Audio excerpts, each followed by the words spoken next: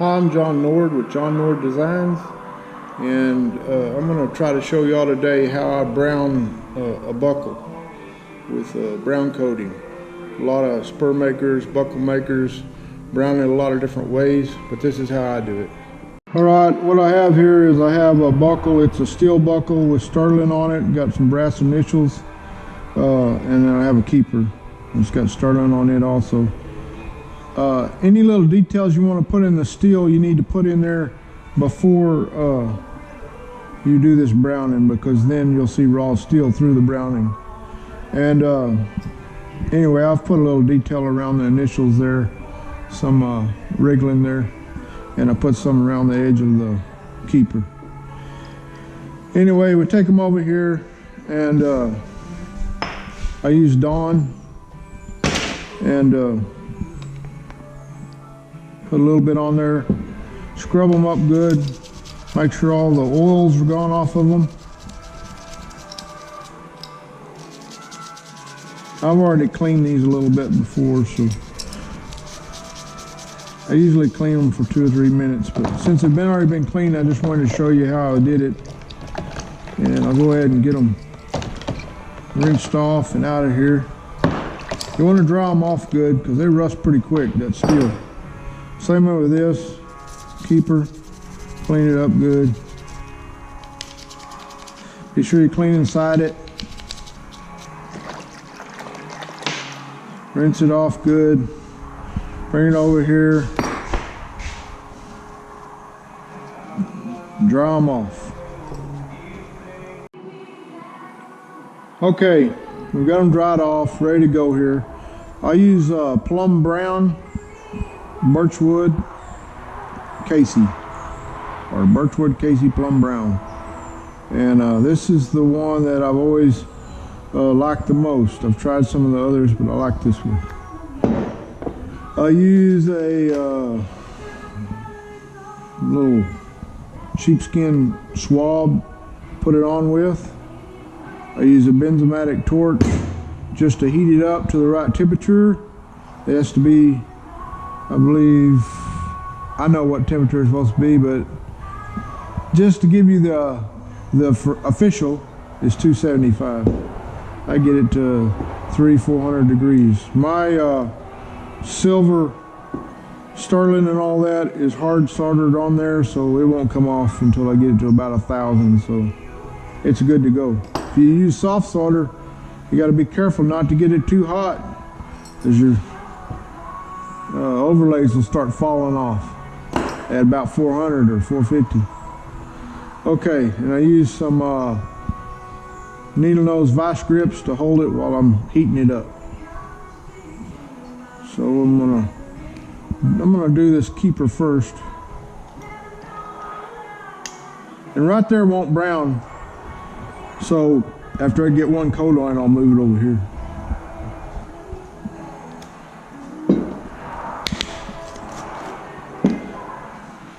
I've already shook this up good.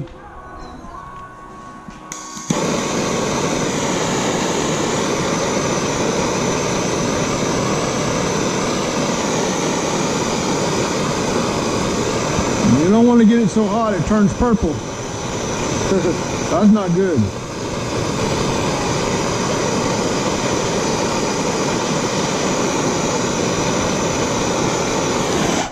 We're going to try it right there. See it sizzle? That means it's right. I got a little purple there on the back. It'll cover good. Everything's all right with this one. Okay, that's the first coat. Now, take it over here, clean it off. Cool it off first. Then take your Dawn, scrub it again, and keep repeating to get this thing darker and darker. If you don't scrub it between times, what you'll get is a bunch of places that aren't taken. they're not turning brown. I've discovered that if you clean it with Dawn real good between each time that you apply, it'll get browner and browner real evenly. Of course, your silver is going to turn colors, but you take your silver steel wool and you clean it off after you get through browning it. All right, I'm going to do it several more times here. I usually do it about 8-9 times, and then I'll show you the end result, but the procedure is the same on each coat. All right, on the I got the keeper done, about 8 coats on it. Now the buckle, and I clamp it right there usually, pull the tongue back over here, and heat it up. It's been cleaned with Dawn like you saw earlier. I usually heat the tongue and the crossover there first, and try to do them first, and maybe the back a little bit. You can see the moisture coming out of it.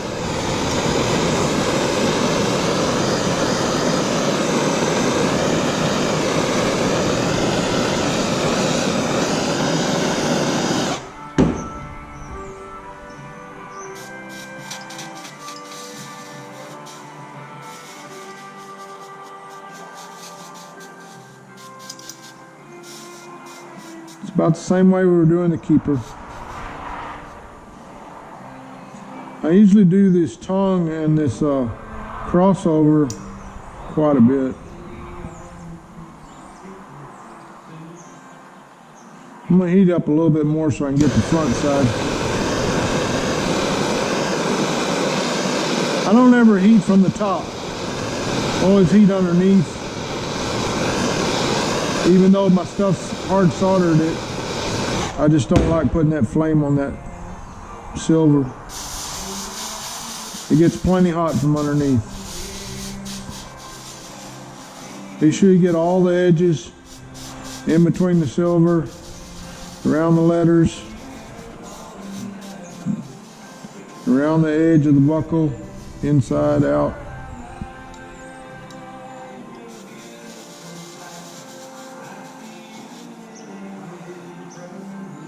All right, I'll go take this over there, clean it all up with the Dawn, and I'll repeat it.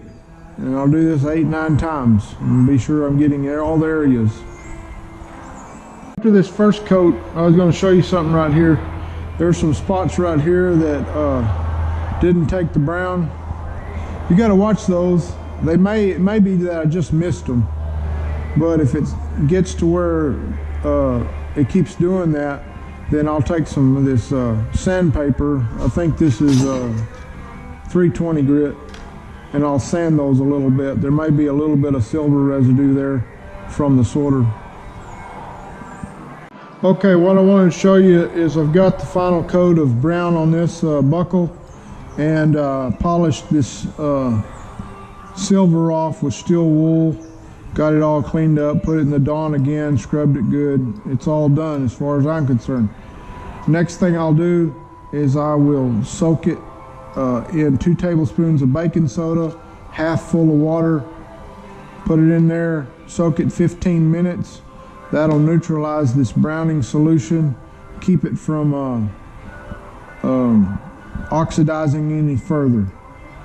Then what I usually do is clean it with Dawn real good, spray it with WD-40, let it sit 12 to 24 hours. I usually hang it on a wire like that over a drip pan. Same way with the keeper. This all goes for the keeper, tip, whatever you got. And let them soak in WD-40, coated real well, and that will make sure all the moisture's off of these. Then what I do next is I take it out of that, take one of these blue towels, and I will wipe it off real good, get it real clean. I'll put it in my jeweler's vise with wood dowels so it doesn't scrape up the browning. I'll engrave all these items here, engrave the keeper, and then I'll take a polishing cloth, polish up all this silver, and then the last thing I do is I'll wax it with some liquid car wax. I use Turtle Wax, some guys use Meguiar's, a lot of different kinds. Just make sure you don't get your wax down into the engravings too much. And then I buff it off real good and package it up, and it's ready to go to the customer. Guys, thanks for watching my video. I haven't done very many videos, and I'm trying to do more of them, and I'll have some other things I want to show you on how I do things. So thanks a lot from John Nord and John Nord Designs. Visit my website, www.johnnorddesigns.com. Thanks.